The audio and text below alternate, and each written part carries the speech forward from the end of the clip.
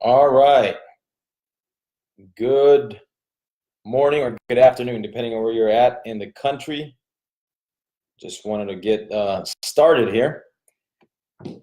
Whether you're in the East Coast, Nashville area, Midwest, or in the West Coast, good afternoon and good morning. So let's get started. All right, this is my first time using Facebook Live in a computer, so I actually have this computer sitting in a retreat in my master bedroom. So that's what you see in the background. That's a massage table. Oh, over there. Over there. There you go. That's a massage table. That's actually my shower. And anyway, so don't mind the background. This is where I have my computer and in the retreat area and all that stuff. So anyway, wanted to get started.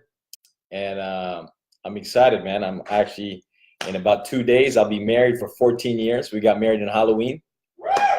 That's my wife right there, screaming in the back. Anyway, we've been married for 14 years. So it's, I was 22 years old. Right? I just turned 36 a couple weeks ago. But I was 22 when I got married. And so it'll be 14 years in 2 days. So pretty cool. And what's neat is we got a chance to build the business together. You know, the whole time so basically the business was new, the marriage was new, and being a dad and mom was new, and we did that all simultaneously, which I think I believe there's good pressures and bad pressures of life, and I think we maximize the good pressures of life. I think bad pressure is such things as bad debt, overly leveraged, right? And so there's a ton more I can go over, but anyway, Illinois. All right, hello Illinois. Cool. All right, thank you, Nigel, Massey. Thank you. And that's right now we have 4 kids now. So believe it or not, I still get comments that I still look 22, which is fine with me, because I looked like 16 when I was 22. So anyway, all right, let's get this started. All right, I'll just go over in the order I see it here. So this is from Rika Naz, and forgive me if I didn't pronounce that right. But hello, Paul, Ireton. We always end our sales meeting with another appointment to discuss the contract. However, this wasn't always the case, and we have some prospects who have disappeared due to our lack of proper follow-up. Do you have any suggestions how to continue conversations with them? So I don't know. I'm a pretty follow-up fanatic, and so there's what we call control the point of contact when it comes to follow-up, where obviously if you have somebody if you're needed in the business for the follow-up to close the sale, then you need to show up on that follow-up, whether it's in a phone call, video appointment, whatever, you know, obviously it takes for that business to get done, especially in the early stages. And then that's also your chance to duplicate yourself with your staff, your sales team, and transfer some skill sets, or maybe give some feedback. And maybe you know they're good, but a lot of times you need to inspect what you expect. So while they're doing let's say they do the appointment instead, and you go watch them do the appointment, and then you can give feedback accordingly on what they can do better in that appointment, or that follow-up, or that phone call, or whatever the form of follow-up you're referring to. But that's always a rule of thumb. In any sales meeting, you never leave the appointment without another appointment back to sit back down, or for whatever, depending on what business you're in. I'm not sure what the specific industry you're in, but you never leave an appointment without another appointment in mind. So that's a good rule of thumb for your sales team. And and you said you had some prospects who disappeared due to lack of proper follow-up, and that's the nature of the game. There's some stats. In fact, I'll give you some stats right now. Pull it up. I was just sharing this with my team.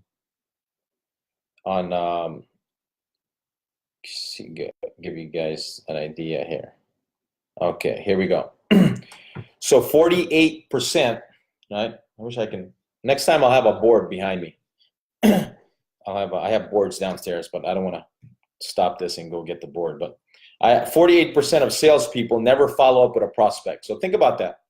Half of your sales team will never follow up with a prospect. Right? 25% of salespeople will make a second contact. So you got one. If you have 4 sales team, that's 1 out of 4 will do an attempt, right, for a second follow-up. How crazy is that? 12% of your sales will only made for the third follow-up. So 12% of the sales will only make a third follow-up. Only 10% will make more than 3. So they'll do 3 or more. 2%. So let's reverse it now. So 10% of the sales made more than 10% of people will follow up more than 3 times. Okay. I follow up till they buy or die, just so you know. I mean, unless they tell me hell no or take me off your list or something like that. But that's my rule of thumb. I follow up till you buy or die, right? And there's nothing wrong with that as long as you know what your service you're rendering is good for them. It's good for the greater good. Then there's nothing wrong with following up till they buy. Especially, it's almost like, this is how I look at follow-up. If you're in a neighborhood and your cousins or your relatives happen to live in the same neighborhood, and all of a sudden there's poison water going through the neighborhood, all of a sudden, the opinions of others no longer matter because you're more concerned about their being and their well-being and how they're doing. So I think you bang on their door, somebody goes, oh, we're busy, we're taking a shower. You go, man, stop, right? There's poison water going through. You probably bust the door down. You wouldn't care what they think. You wouldn't care about damaging the door. You would just get the message across. And so follow-up is about getting the message across on your mission, and what you deliver for the consumer. So anyway, let's reverse that follow-up, for example. And if what I'm sharing with you helps, please comment and share what you're getting out of it. But the reverse is true. So only 10% or only 2% of sales. So think about that. Only 2% of sales are made on the first contact.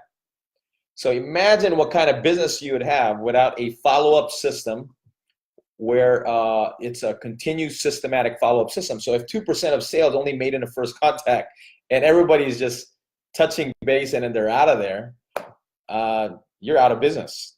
3% are made in the second contact. So even that is horrible stats, right? 5% are made on the third contact. 10% are made on the fourth contact.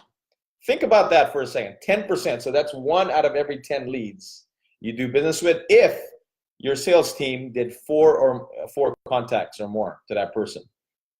Let me give you another stats. 80% of sales are made from the 5th to the 12th contact. 5th to the 12th contact. That's 80%. So shouldn't you have a follow-up system that follow-ups anywhere between 5 to 12 times, right? And beyond. So the only reason I would go beyond, because I know it's worth the follow-up. So there's going to be prospects I would probably put in a elite list or some sort of list that's separated from the masses, where maybe their follow-up is long-term. I have people on my prospect list that are long-term. Some of them are a year, 2 years, just depending. But they're long-term on my prospect list, and they would stay there. I have some people on the prospect list that's been there for 3 years, but also in the same token, I've gotten referrals from them in spite of them not doing business yet. I've gotten referrals from them, and a lot of them I either switch to maybe they're a center of influence, and I move them there, and I generate constant referrals from them. So follow-up has a lot of benefits. It's not just the sale, but the follow-up. I mean the referrals in the process of the follow-up. So, all right, we have. Let's go to the next one here. Hopefully that helps. That was a question from Rekha Naz, and just wanted to address that. So if there's any clarification on that, let me know. So I'm going to go to the next one. Ari Brown. Ari Brown's consistent with asking questions. Okay. So there's 2 things. Entrepreneurs are great at asking quality questions, right?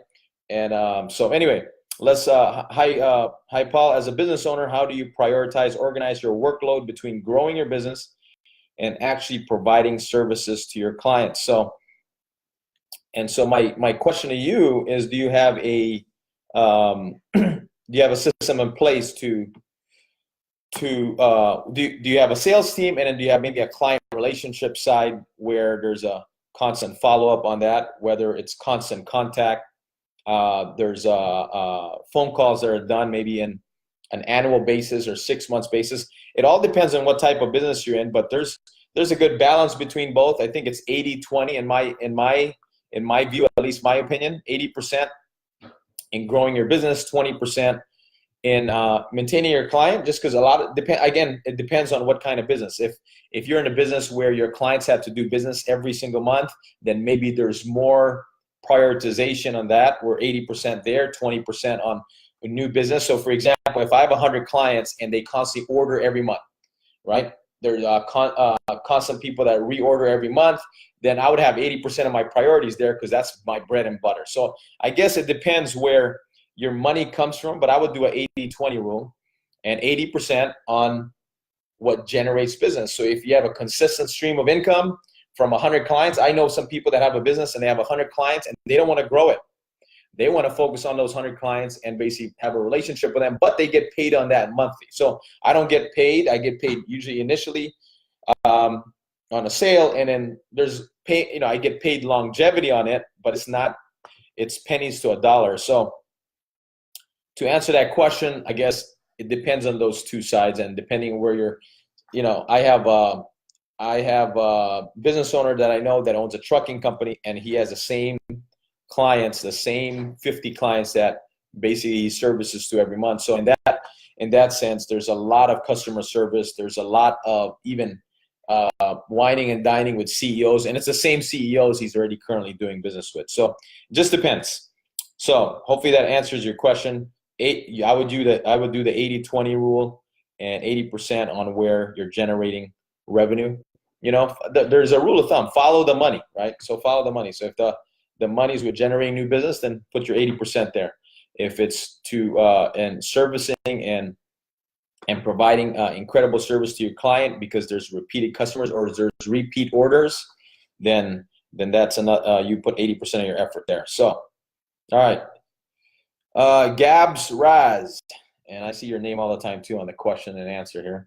But hey, Paul, how often do you review your financials for your company, and what do you look for when you do, apart from the obvious ones like how much profit we made? And so how often do you review your financials of the company, and what do you look for when you do? I would, on the financial side, I would look at what it's costing you to generate profit. So in every area of it. So from marketing standpoint, and there's so many people with unnecessary expense, right? And so they have all these unnecessary expense. So I can look at a financial statement, a lot of unnecessary expense in a business that whether or maybe it's unnecessary because you're putting in money but not getting a certain return on it. And when I say certain return, maybe you have a position in your company that's not needed because it doesn't generate anything out of it, right?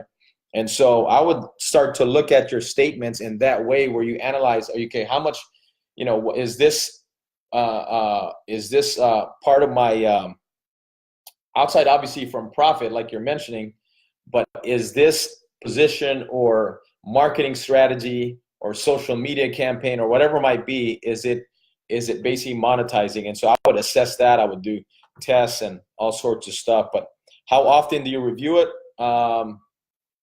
Daily, if possible. I mean, a restaurant looks at their profit margin every day. I don't know. I assess my business every day. Out of sight, out of mind. So whatever you focus on expands. Keep in mind. So if you want more of the same, then you need to focus on more of the same. And so I'd look at it as much as possible. I mean, not to the point where obviously that's all you're doing, but you can glance at it once a day for 5 minutes, 10 minutes, and then you do a heavy review maybe once a week, and then assessments on a monthly basis where you spend 2, 3, 4 hours on it. to make an adjustments for the next month, and whatever financial, where do you need to invest in your business, where do you need to kind of save in your business, and then where do you need to go aggressive in your business. So, all right, that's my 2 cents. A lot of, just so you guys know, my structure in my business, I have my structure, vast majority of the staff we have is all 1099 independent contractors. That's how we had it set up from the beginning. And so I have, my assistants, and I have like 3-4 employees, but I have my core sales group are all independent contractors. So depends, I get, so I alleviated a lot of the overhead on the sales team, and in return, basically, we have a great compensation package with that. So if you guys have questions in regards to that, you let me know. All right, let's see here. Oh, all right, good morning, Paul. How do you keep your focus, proactive books and articles that would contribute to better product coming up in the middle of creating a product? Do you finish the product first? Okay, so let me see what the industry you're in. This is from Robin Turpin. Okay, center, right? Artbyrobin.com. I like that. Art by Robin. All right. So good morning, Paul. How do you keep your focus, proactive books and articles that would contribute to better product come up in the middle of creating a product? Do you finish the product first? I don't quite understand, but hold on. How do you keep your focus on proactive books and articles? So I'm trying to see if that's a advertising question or a question on developing yourself. So proactive books and contribute to better product coming up. Okay. I would, if you have a product that's worthy of launching already and to create revenue, then obviously launch that off, right?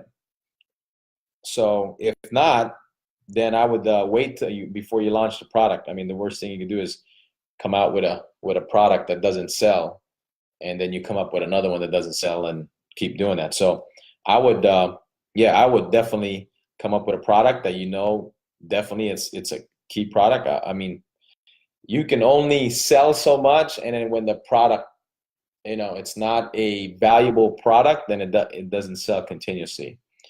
Nigel Massey here. Definiteness of purpose with consistent persistence leads to quality of character and success.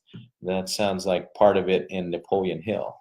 So I'm a big Napoleon Hill guy. So if you haven't read Think and Grow Rich, go read page 36, paragraph 2. It's how to turn desires into monetary equivalent, right? So a lot of us that have maybe in the book, what's great about it is you can create more desire for yourself. You can create more hunger. So the challenge with most entrepreneurs, I think, it's not so much skills or talent, because like John Maxwell says, talent's never enough. A lot of it, I think, is hunger. And then I think if you can create more desire, create more hunger in you, there's a lot of things that will no longer be an objection, will no longer be a challenge. And you got something now that you're just propelling and progressing towards what you want. So, all right, last one. And this one, Edwin, maybe one of the other mentors can help out with this more, and I'm going to forward it to some people that can help out. Maybe I'll post this or you can post this on the other, with other mentors. And the only reason being is let me read the question first. I'm implementing an inventory system from scratch. I need inventory system for my 14-karat jewelry that I sell in 2 physical locations. All my sales have been written and manual at this point. I have approximately 200,000 in inventory and want to implement computerized POS system and inventory system. The main reason is I want inventory system so I know I have the inventory at any given time, so I know how fast I'm selling the inventory. So I can minimize internal theft of inventory. Any suggestion as far as implementing inventory system and guidance? I'm sure you have camera systems all over your stores. But definitely, I mean, you need to go digital like ASAP, man. I mean, it's not 200,000 worth of inventory is not a lot. I mean, I think you can digitize a lot of that immediately, whether it's photos and weight and design, whatever it might be that you're doing. But I think you need to go, as far as I wouldn't go manual on any of this stuff, because by the time someone's writing it there, it needs to be transferred here and there, and then I think that's chaos. So especially in a digital age right now. So, but definitely, I mean, I'd put that and transition that immediately, ASAP. And if you need to hire somebody to get that done right away, get it done and get the ball rolling on that. So anyway, that's what I had there. That's 21 minutes. That's pretty cool. Yeah, I have a camera system. All right. Yeah. Do you have a software right now, Edwin? I mean, if you have if you don't, then I would get the top 3-4 jewelry stores and find out what they use, and I use the same thing they use for inventory. There's a lot of people that use manual stuff. I mean, but I would definitely digitize that. So you guys on the customer service end, just so we can wrap up, are you guys sending thank you cards, whether it's digitized thank you cards or manual written thank you cards? I think it's a rule of thumb in business. The more value you can bring. I send thank you cards, just so you guys know. This goes back to the first question about follow-up.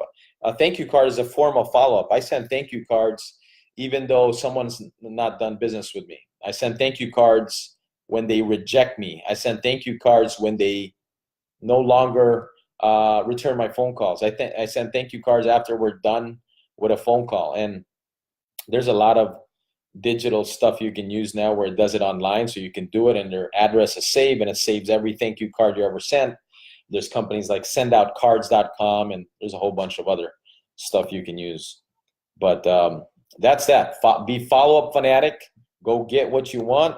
Go get it. And then, fall in love with what you do for families or the community or the businesses you help out. Because when you do, the message is easy to communicate, and the more authentic your message becomes, the more real you are, the more people, I think, people now are sick and tired of salespeople. On the same token, so I think when you have a sincere approach in your sales and in your conviction about it, I think the message comes across and you help them out. So, all right. Thank you, Robin. Thank you so much. And every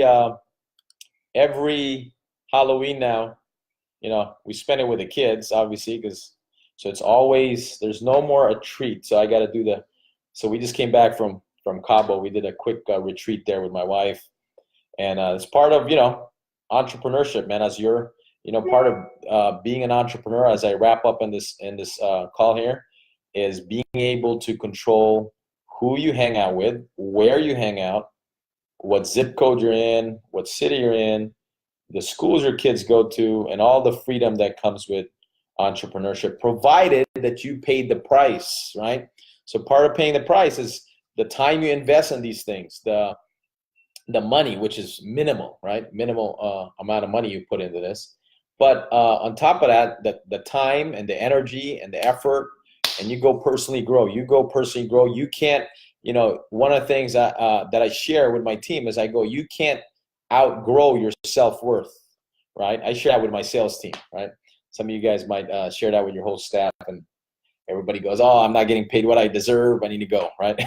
You don't want to do that with everybody, but you're not going to out-earn your self-worth, right? So you need to go, you need to increase your value all the time to the consumer, to your team. And the more you do that, obviously you're worth a lot more, and you go make more money. So go serve, go do it, you guys. We'll see you guys next week or a couple weeks.